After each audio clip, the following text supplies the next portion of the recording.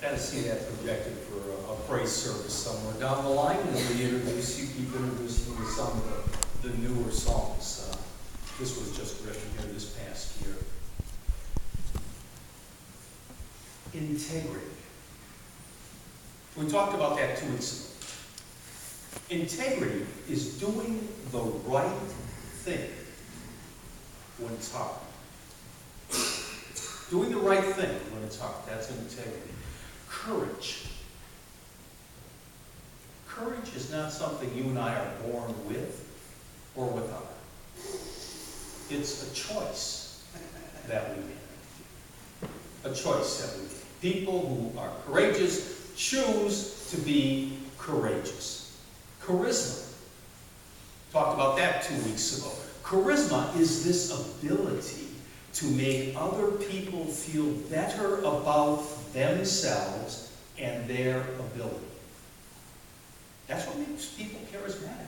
They have this ability to make others feel better about themselves and their ability. Generosity. Like courage, generosity is also a matter of choice. A matter of choice. Resilience. The ability to hang in there when the going gets tough. The ability to bend but not break. Resilience, also a matter of choice. Compassion. Compassion is more than just feeling sorry for another. Compassion is doing something to alleviate their hurt or their pain. These are 6 qualities that we've talked about over the last 2 weeks. Qualities all consistently demonstrated in Jesus Christ. And because Jesus consistently demonstrated these qualities, people were drawn to him.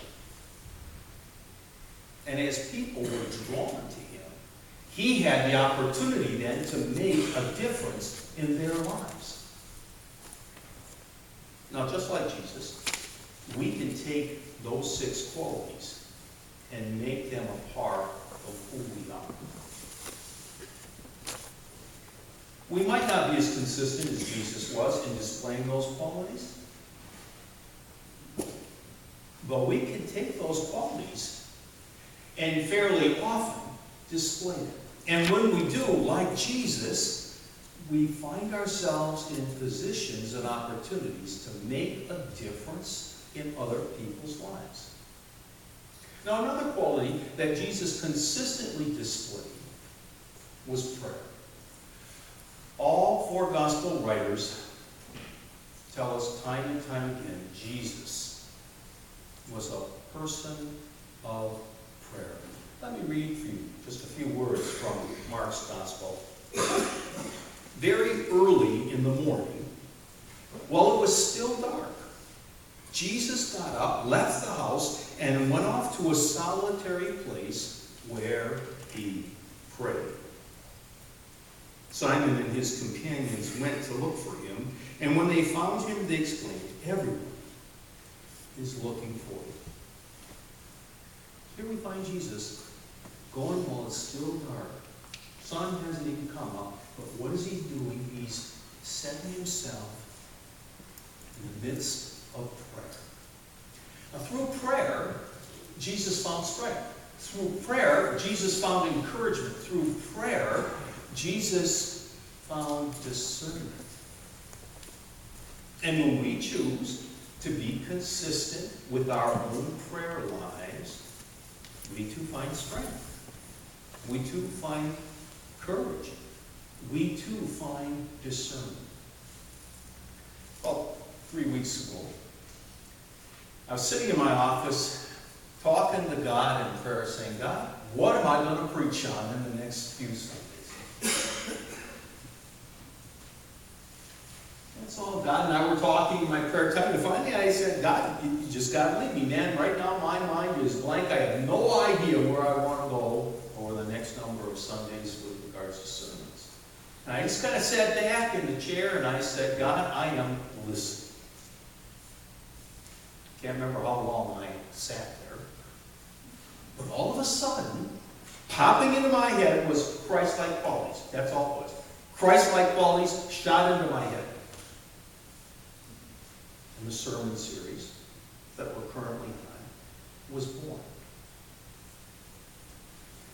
Because I set myself in the midst of prayer, discernment came to me, and because of that discernment, a sermon series was born, and my hope is that through this sermon series, I am making a difference for you. See how that works? When we embrace these Christ-like qualities, it puts us in opportunities where we can make a difference. Jesus chose to be a person of prayer. When you choose to be consistent in your prayer life, opportunities will come to you to make a difference for others. Not only was Jesus a person of prayer, he was a person who consistently displayed a positive attitude. Jesus was a person who consistently displayed a positive attitude.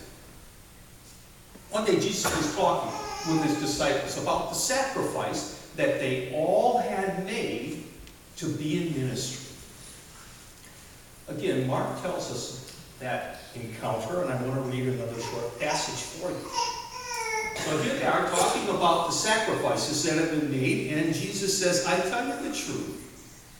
No one who has left home, or brothers, or sisters, or mother, or father, or child, or fields for me and the gospel will fail to receive 100 times as much in this present age.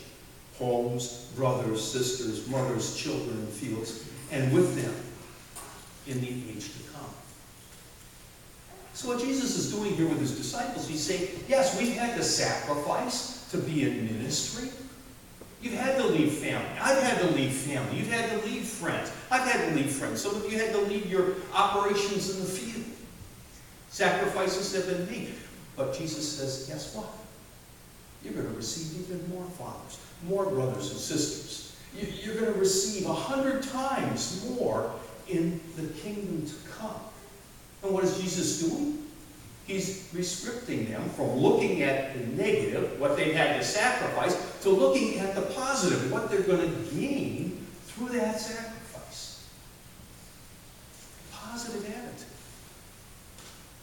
Instead of looking at the half cup, Jesus looked at the full cup. Instead of looking at what was wrong, Jesus looked at what was right. This positive attitude, Jesus consistently displayed that. And because he displayed this positive attitude, people were drawn to him. I mean, if you had your choice to spend time with someone who's upbeat and positive, or someone who's negative and pessimistic, who are you going to choose? You are going to choose to spend time with a positive person, right? Give me an amen on that. Amen. See? Positive people draw people towards them. Negative people repel people from them. And as people are drawn to you, as they were to Jesus, you again have an opportunity to make a difference in their life. One day a boy came home from school with his report card. The report card was laden with poor grades.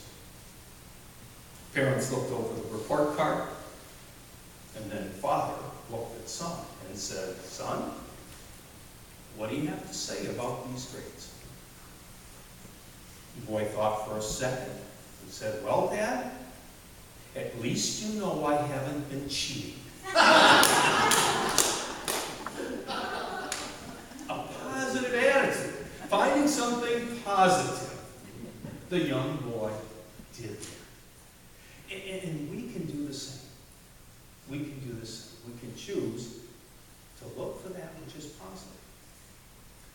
Dennis Whittle, in his book, The Winner's Edge, has a wonderful quote, and I put it up there. It's the last bullet. Those who stand out in life are those who draw upon a special cutting edge in their arsenal. That cutting edge is not found in a gifted birth or a higher IQ or in talent. The cutting edge that makes a person a winner is in attitude, not aptitude. Attitude, positive. Jesus had it. We can choose to do the same. And as we choose that positive attitude, we make a difference in the lives of others. So Jesus was a person of prayer. He was a person who consistently chose the positive attitude. And we know that Jesus was also a person of self-discipline. We don't know an awful lot about Jesus' personal habits, but what we do know from time to time through Scripture is that it appears that Jesus was a disciplined person. Certainly the passage of Scripture that I lifted up about prayer shows discipline. I mean, Jesus is getting up early in the morning before the sun has risen. That suggests he's a disciplined person. Jesus was a disciplined person, self-discipline. Now, I don't know about you, but when I look at the world, especially here in the United States, I don't see a lot of self-discipline. Now, I know, yes, Mike, being judgmental.